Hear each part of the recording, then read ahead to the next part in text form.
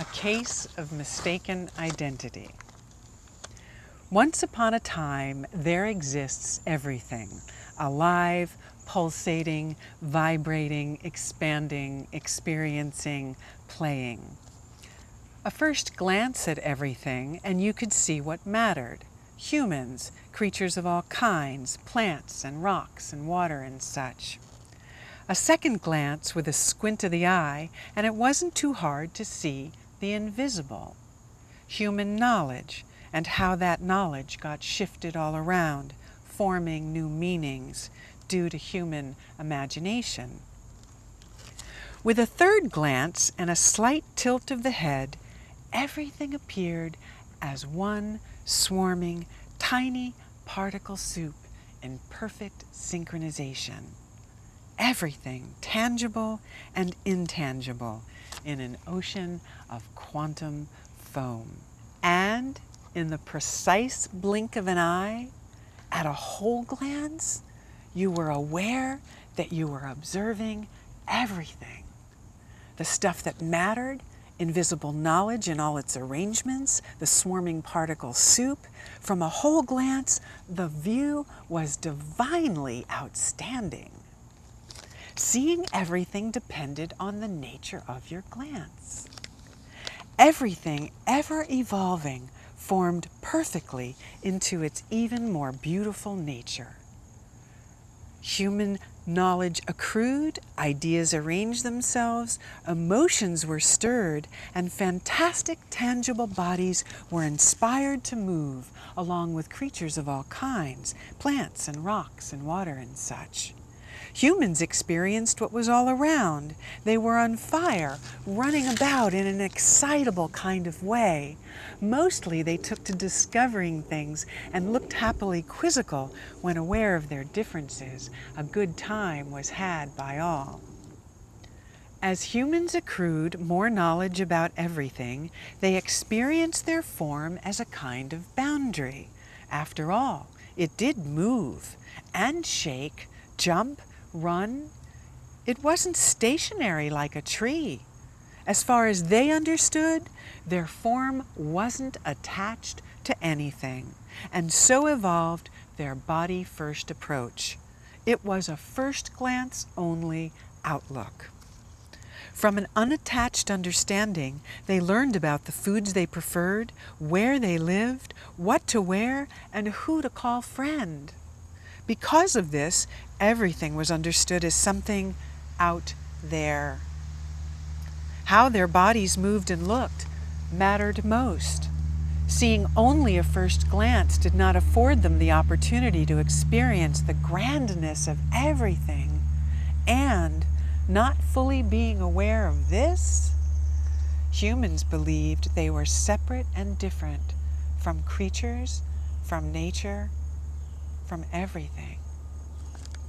Over time, they learned about themselves from the outside in, which they trusted. This presented a veritable feast of limited, unique perspectives. Some humans believed their limited perspective was best. Others walked away when that happened. With this body-first approach shaping their experiences, they missed the whole glance. It just never occurred to them that much more might be happening beyond their fantastic, tangible bodies, creatures of all kinds, plants and rocks and water and such, about which they knew so little. After a while, an understanding of "this is me, that's you" formed, and humans attributed all they did to their bodies. Eventually, they gave a name to their understanding of "this is me, that's you." They called it their identity, or I for short. Everyone acquired an identity. Identities were like everything out there, separate. And so a fantastic distortion grew. Humans built bridges and constructed beach chairs. All were unique and useful. They attributed their creations to their identities, saying things like, "I did this," and "I did that." They moved things around, so much so that creatures of all kinds, maybe even plants and rocks and water and such, got annoyed. Bothered by all the rearranging, the creatures of all kinds began showing aggressive behavior. No one had ever seen that before. Some of them disappeared. No one had ever seen that before either. Humans, each with their own identity, wanted to create and now collect more stuff. This took up more room. Each human felt that their stuff was important, and it now, being important, needed to be protected. This is me, that's you, turned into this is mine, that's yours. Pretty soon emotions became charged and humans began arguing. Fists began waving with force and bodies flung on top of other bodies. This was nasty stuff. Some humans experienced angry emotions and began saying things like, "Who do you think you are?" Some experienced sad emotions and said things like, "Who am I?" Some believed they were more separate than originally imagined, and believing that, they felt profoundly alone. With identities in place, the fantastic distortion went unnoticed. Yet humans were not separate from everything. And if separate was not who they were, they certainly were not alone. Between what mattered, the invisible stuff, the swarming particle soup in perfect synchronization of which they were a part, including creatures of all kinds, plants and rocks and water and such, and their ability to observe at a whole glance, humans couldn't have been more an aspect of one synchronized, functioning, whole everything. But who knew? A few humans embarked on a quest to find something they named oneness. They imagined in finding oneness, they'd be enlightened and would find their true identity, and their lives would change for the better. Some began to search for their one soulmate, another human. These humans believed they were missing something, and once they found their one soulmate, they would be complete. Some kept searching, wandering about, feeling like they didn't belong anywhere. If you were observing everything, you might think, "Look at this! A bunch of humans with remarkable capabilities wandering around, sad, angry, lonely, arguing, moving things around, thinking I was their body, searching, trying to belong, when even if they tried, they couldn't not belong. There existed only one everything, of which they were a part. Because humans believed their identity to be, this is me, that's you, much destruction happened to themselves, creatures of all kinds, plants and rocks and water and such. Replacing old knowledge with new knowledge was evolutionary. As more humans taught each other that their bodies were magnificent forms, very much a part of everything, when they started noticing their invisible stuff and shared it with joy, and when they looked with their heads slightly tilted at the swarming particle soup, using tools they had built, repairing and healing began to happen. Yet most important of all was when they taught their young to observe.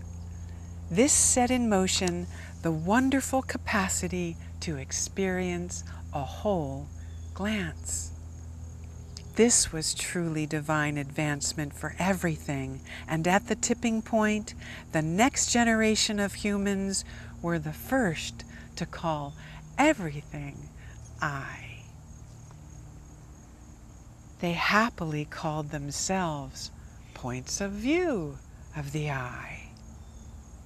Their more evolved eye perspective felt superbly spot on, and over time they effortlessly looked out for one another, or rather, themselves. Which, of course, was everything. Because observing felt so darn good, it became fundamental to fully experiencing the wondrousness of everything, and it didn't take up room, nor was there ever a shortage of it.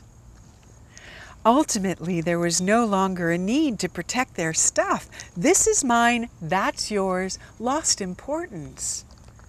With a new awareness of everything, identity, warfare became obsolete.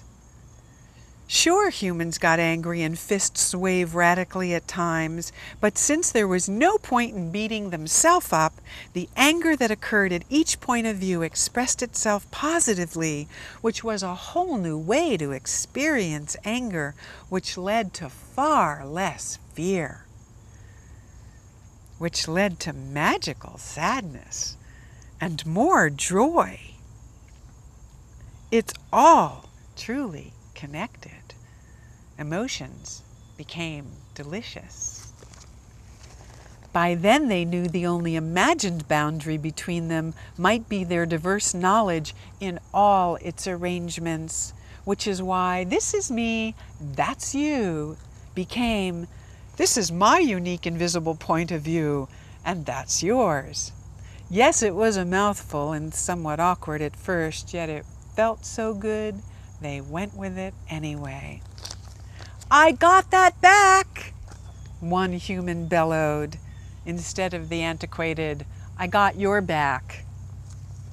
Encouraged by such a perfect understanding, one young point of view popped up and shared, "You could say everything is like tentacles of the same octopus."